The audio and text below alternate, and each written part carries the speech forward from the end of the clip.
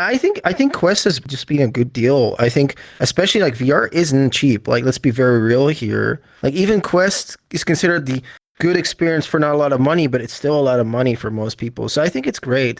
You know, you don't have to rely on a computer, you don't have to invest tons of money, and you can still use it with a PC. So you kind of get both best of both worlds. But the Quest is usually considered entry. It's usually considered like the most entry level for people like to actually get serious with VR, but it's not. It's not. So I have the Quest 1, the Quest 2, the Oculus CV1, the Index, and the Vive.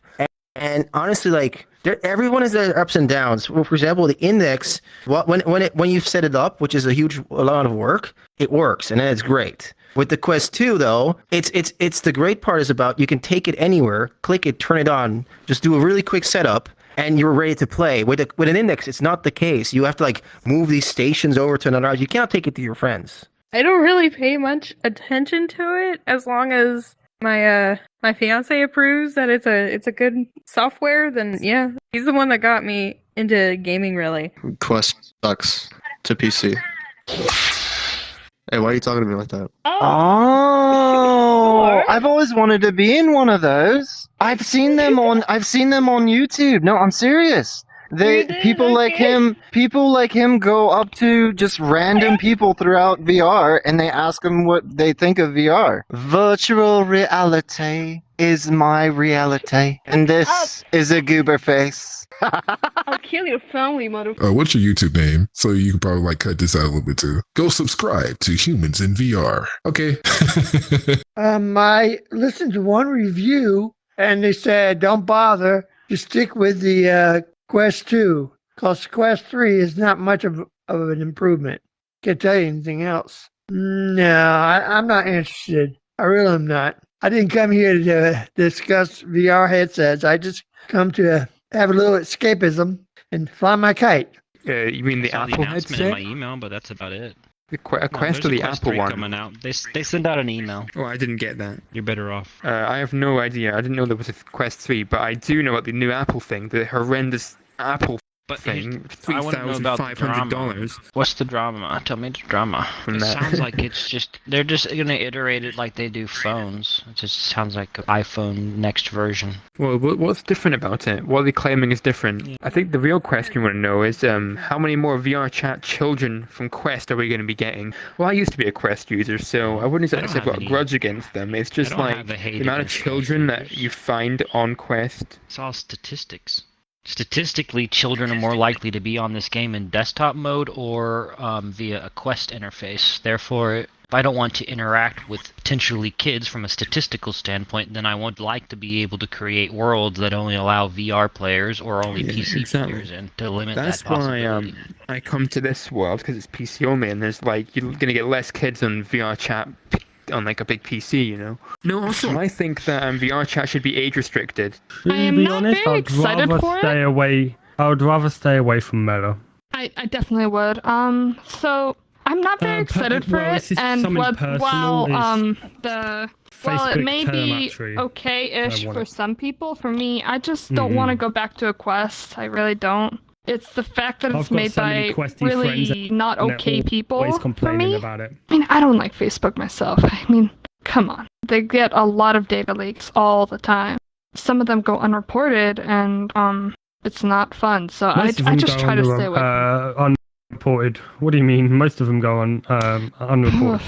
Yeah, so I do remember where my mom, she got a notification on Facebook. They're like, hey, we just got sued. Do you want money? I think.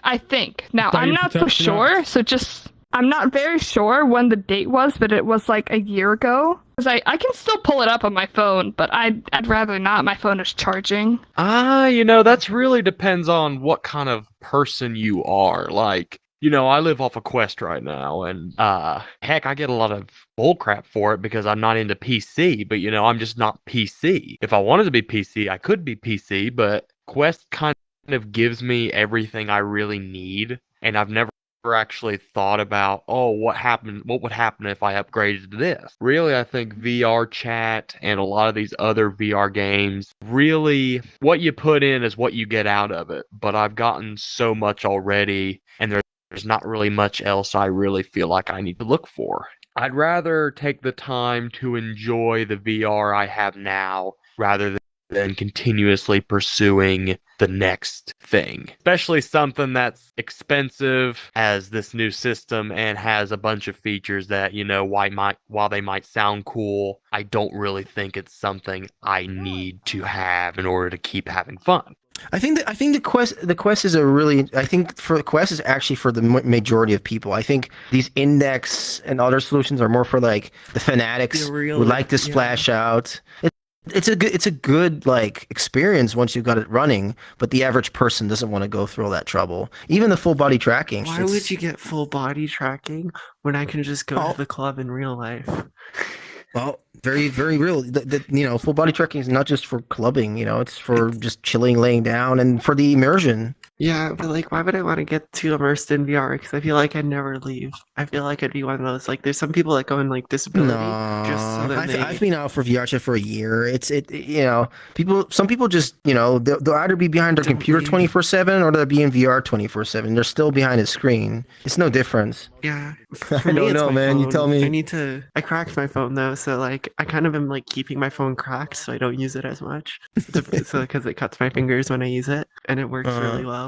A lot of it depends generally on the type of player that you are. Like specifically when it comes to games that are trying to go next gen. Like if you try to relate it to next gen consoles like the Series X or the PS5, that kind of upgrade is necessary for the type of games that they're trying to create. Which for a type of gamer of that caliber, those kind of upgrades are something that would be preferable, if not pivotal, to have. On the other side of the spectrum, though, are people that are just trying to use it casually, similar to, I assume, most of us here. And those types of upgrades and stuff along those sort are really just kind of cosmetic. Like they're sort of things that are just like additional to a lot of the things that we kind of expect from VR as a platform. Yeah, if it's 40% less than the Quest 2. I mean, the Quest 3 has the Quest 2 has a lot of capabilities. But compared to the Quest Pro, with better resolutions, more camera, and more stable tracking, if the Quest 3 has more improvements than the Quest Pro,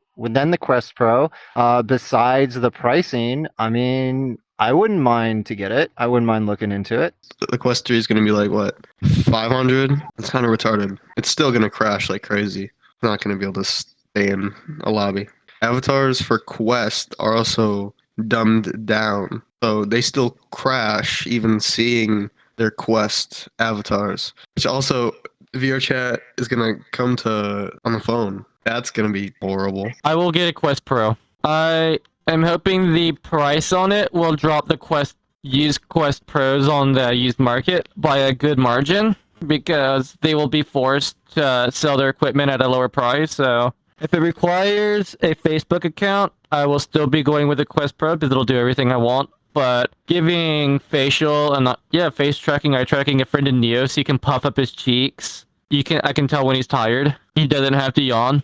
Anyway, was that your only question about the Quest? Because the thing is with the Quest, I think it's a great product line. It brings a lot of VR to a lot of people without actually like being as expensive as the other stuff. It's a good experience for, I wouldn't say good value because it's still expensive, but compared to the rest, it's good value. When I bought the Quest, it was $300. Yeah, that's a good price considering and then what the rest Then costs. they had a price raise. Yeah, like I can walk through my room. Yeah, so the VR trackers for Buffalo Body is really niche. Like, not many games support it, but Blade and Sorcery is one of them where you can kick enemies and stuff. I think for most people, the full body isn't worth it. I think most people that buy full body are people that play VRChat and they just really like the platform. Like, Okay. Yeah, like people that create stuff and they want to share. And, this is the thing. Like, I think I can explain the reason why most people like the full body is if you're laying down and your body doesn't match your laying down position, it feels very uncomfortable to lay down because it gives you like a headache. If you feel like you're out of alignment, you get a headache because your brain is actually confused. Or if you can actually see your body, it feels much more comfortable because it seems like everything is in place. It's like going on a roller coaster in VR. Actually in a real life type of shit.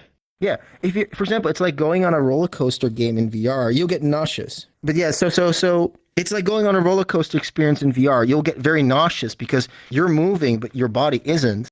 So your brain is like, what the fuck's going on? And then you get sick. you get motion sickness. Okay. Yeah, so this really helps against that. Honestly, I think that virtual reality is escape from your own reality, and it can be used to express yourself in many ways and shapes and forms. You can be anybody, and you can escape all of any type of anxiety and depression and any mental illness you have in VR. You can help cope with that. You can use VR to cope with those symptoms.